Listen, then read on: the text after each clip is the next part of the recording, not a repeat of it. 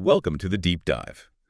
You are jumping right in to episode 7 in our series on the book Psycho Cybernetics. That is right. And today, we are dissecting a mechanism that dictates absolutely every second of your waking life. Every single second. We are talking about the mechanics of happiness. Mm-hmm. But we really need to strip away the superficial, toxic positivity version of this topic right out of the gate. You definitely do. We are looking at a highly relatable, practically universal error in human programming. Think about how often you find yourself falling into the incredibly dangerous trap of thinking, I will be happy if. Oh, setting a condition. Yes. You tell yourself you will finally be happy if you just secure that promotion at work. Right. Or, you decide you will be happy if you can just resolve an ongoing argument with a family member. Or perhaps you believe you will be happy if you can just hit an arbitrary financial milestone. You essentially tie your entire capacity for joy to a future external event that just hasn't happened yet. Exactly. And we all know exactly how that plays out in reality. You solve the problem. You reach the milestone. And then what? Maybe you feel a brief flicker of relief for 24 hours, but almost immediately the vacuum is filled. Right. Another problem rushes in to take its place. The goalpost just moves further down the field. Always does. You are right back to waiting for the next shoe to drop or the next victory to happen before you grant yourself permission to feel good. You end up spending your entire life in the waiting room of happiness, operating under the delusion that your joy is just one solved problem away. The concept of a waiting room is the exact framework we need to deconstruct today. Because the ideas we are exploring reveal a profound biological reality about this state of waiting. Okay. We tend to think of happiness as this ethereal, fleeting emotion. We treat it like a temporary mood that occasionally washes over us when the circumstances of our day just happen to align perfectly. Right, like good weather. Exactly. But happiness has a direct, measurable, and profound impact on your physical health.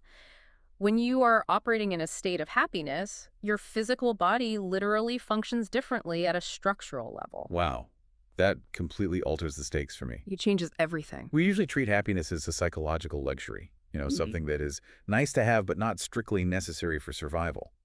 But if it is a biological state, what exactly is happening to the body when we finally allow ourselves to experience it? Well, when you are thinking pleasant thoughts and operating from a baseline of happiness, your entire nervous system shifts into an optimal state.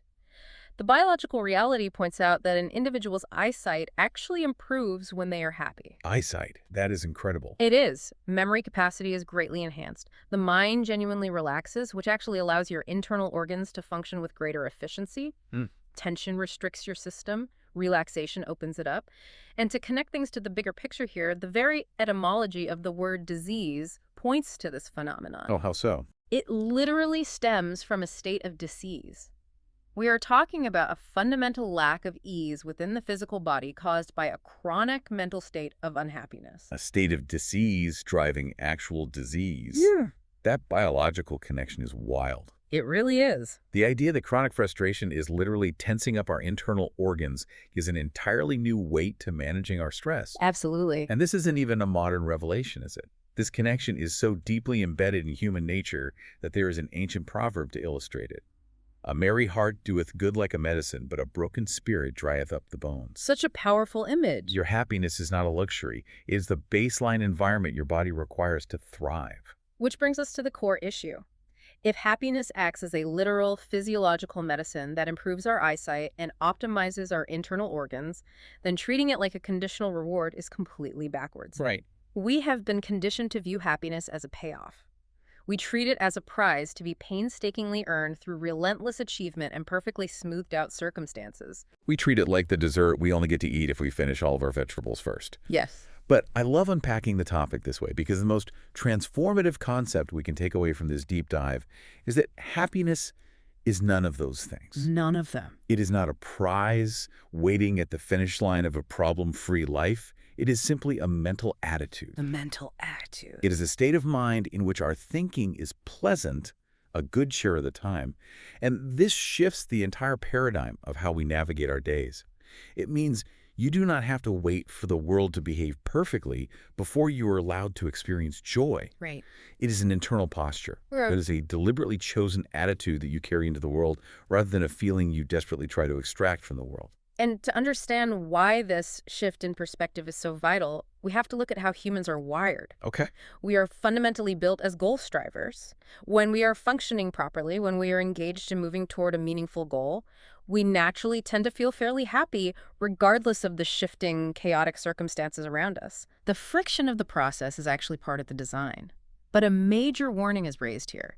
If you let outward events and other people dictate how you feel, you are acting as an obedient slave.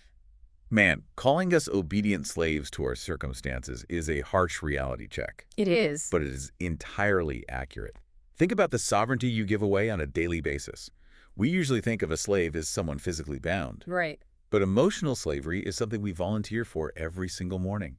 You wake up feeling great, you walk outside, and someone makes a rude comment to you. Just ruins the morning. Instantly, your mood plummets, and you carry that anger right into your office. That person, a complete stranger, now owns your emotional state for the next 4 hours. You obeyed the external trigger. Exactly, you obeyed. True mastery comes from a deeply profound realization about where our disturbances actually originate. People are not disturbed by the things that happen. They are disturbed by their opinions of the things that happen. You can actually be happy in spite of a setback or a loss. Now, this does not mean slipping into a state of delusional positivity where you pretend everything is perfect. Right, we mentioned that earlier. In fact, a crucial and counterintuitive point must be made here. Happiness actually requires problems. That completely flips the script on how we view challenges. It really does. We usually view problems as the absolute enemy of our happiness. Yeah. We think, I would be perfectly happy right now if this client hadn't canceled. Mm-hmm. Or, I would be perfectly happy if my car hadn't broken down. Yeah. But if we are built as goal strivers, a world without problems offers absolutely zero friction.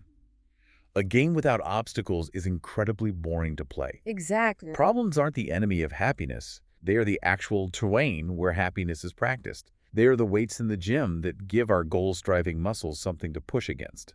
It is about having problems, plus a mental attitude that is ready to meet that distress with action toward a solution. The joy is found in the striving, in the overcoming, not in the absence of the obstacle. So here is the million-dollar question for you, the person listening right now. How do you actually apply this abstract theory in the reality of your daily life? That is the real test. It is very easy to sit here in a calm environment and intellectually agree that we shouldn't be obedient slaves to outward events. It is entirely another thing to be stuck in gridlock traffic, sweating through your shirt, late for a crucial meeting, and actually maintain a pleasant mental attitude. Oh, absolutely. How do we take this concept of retaining our sovereignty and turn it into a lived instinctual reality? Well, the solution requires a very specific action plan centered around the practice of positive mental gymnastics. Positive mental gymnastics. Yes. To understand how to execute this, we first need to understand the mechanism behind the reactions we currently experience. People often confuse a habit with an addiction. Okay. An addiction is a powerful compulsion. But a habit is simply an automatic reaction or response that we have learned to perform without having to consciously think or decide. These habits are carried out by what is termed our creative mechanism. The subconscious engine that runs our automatic behaviors. Exactly. We don't have to think about tying our shoes or driving our usual route to work because the creative mechanism has entirely taken over the process.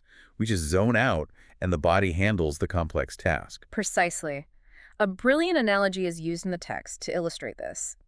Think of a master pianist performing a complex sonata. Okay. When they are playing at full speed, they do not consciously decide which individual keys to strike.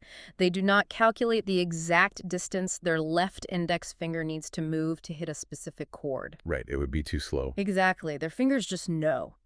Their creative mechanism has learned the pattern so intimately through repetition that the physical reaction is entirely automatic and unthinking. And the pianist doesn't just wake up one day with that ability. They spend years in deliberate, sometimes frustrating practice. They have to consciously look at the sheet music, identify the note, find the corresponding key on the board, and command their finger to press it. It is slow. It is a slow, conscious, and arduous process at first. But the creative mechanism is always watching and learning. Once it recognizes the pattern, it takes over the execution. And this is exactly how our emotional reactions work. That is exactly right. Our attitudes, our chronic anxieties, and our default beliefs are simply habitual chords we've practiced playing. In the past, we learned that reacting with intense frustration or panic was the appropriate response to a specific type of situation. And now, whenever we encounter what we interpret as that same sort of situation, we automatically play that exact same emotional chord. We act and feel the exact same way, entirely on autopilot. We get an ambiguous email from a boss, and our fingers automatically strike the keys of anxiety and defensiveness. But because this is a learned habit and not an inherently fixed personality trait, it can be modified. It can be entirely reversed. This is where the positive mental gymnastics come into play. Yes. If you trained your creative mechanism to play the chord of anxiety, you can train it to play the chord of serenity. You deliberately practice summoning inner feelings of benevolence. You purposefully call up pleasant ideas and pleasant memories when you feel the old reaction bubbling up. You actively remember times of past success to flood your system with a different physiological state. By consciously taking the trouble to make a decision in the moment and then actively practicing this new response to threats and problems, it eventually becomes just as automatic as the old negative reaction. Wow. You are literally rewiring the emotional muscle memory. But this requires deliberate, conscious effort at first. It will feel clunky, it will feel unnatural, just like a novice pianist trying to stretch their fingers to hit a new, complex chord. You are actively rehearsing the emotional state you want to possess, deliberately wiring it into your creative mechanism until your emotional fingers just know the keys. Right. And what makes this process even more fascinating is how these habits integrate with our identity. Habits are described as garments worn by our personalities. Such a great metaphor. I find that imagery incredibly powerful. We wear these habitual reactions because they fit our current self-image. If your internal self-image is that of someone who is perpetually a victim of circumstance, you wear the garment of chronic complaining. It perfectly matches that identity. It feels comfortable, even if it is completely destructive to your well-being. If your self-image is someone who is fragile and easily overwhelmed, you wear the garment of anxiety. Think about putting on a brand new, stiff leather jacket. At first, it feels restrictive. It doesn't move with your body. You are hyper-aware that you are wearing it. Yeah. That is exactly what practicing positive mental gymnastics feels like initially. When you are used to reacting with immediate anger, deliberately choosing to summon a feeling of benevolence feels incredibly fake. It feels raw. It feels like wearing an ill-fitting coat. But when we consciously and deliberately develop new and better habits, when we relentlessly practice those positive mental gymnastics, our self-image actually begins to outgrow the old negative patterns. Yes. Just like a child outgrowing an old, tight coat, you literally become too expansive, too internally secure to wear those old garments of frustration and irritability. You try to put on that old coat of victimhood, and it just doesn't fit your shoulders anymore. You have grown into a new pattern. The transition from slave to master requires accepting a fundamental truth about reality. Every single day of your life is a mixture of good and evil. Every single day.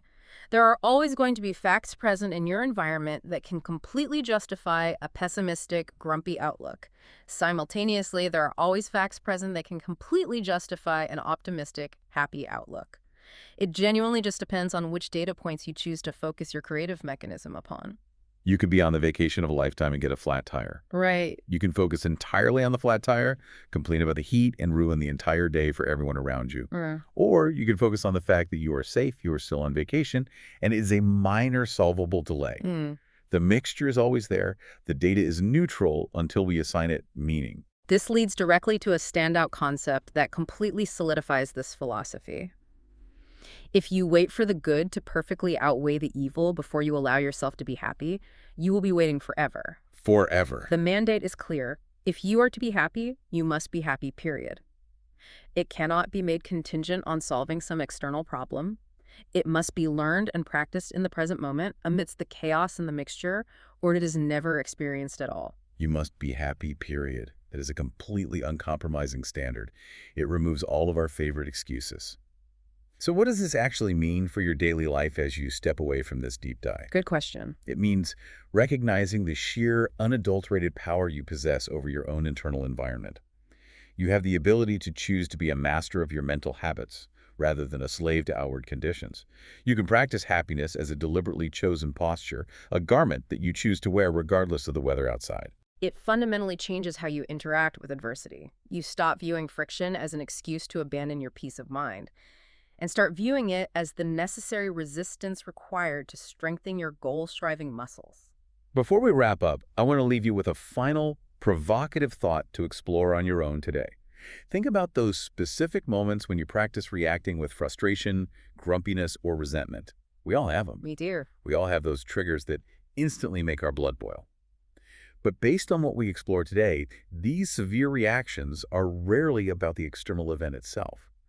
More often than not, they stem from an event that we have secretly misinterpreted as a blow to our self-esteem. A car cuts you off in traffic. Yeah. The objective reality is just a bad driver making a reckless lane change. But your creative mechanism interprets it as a profound sign of disrespect toward you personally. Exactly. You spill your coffee on your shirt right before a meeting. The objective reality is just a stain that needs cold water.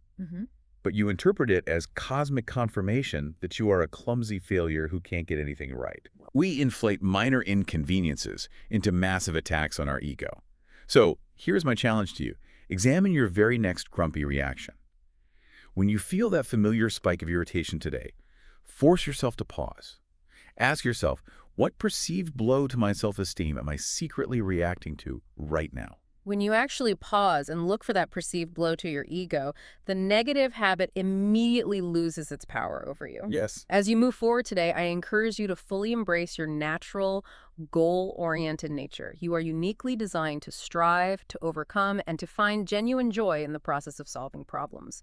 No matter what minor misfortunes or major setbacks arise in your path today, remember that you hold the reins. You can deliberately choose to train your creative mechanism to think pleasant thoughts. You can choose to maintain your goal orientation despite the noise of the world. The capacity for profound, health-giving happiness is not somewhere off in the distance waiting to be earned. It is already within you, waiting to be practiced. Take control of your own happiness today. Make sure you like and subscribe to get notified about the next episode, where we will continue uncovering these transformative insights. Until next time, keep striving and keep practicing those positive mental gymnastics.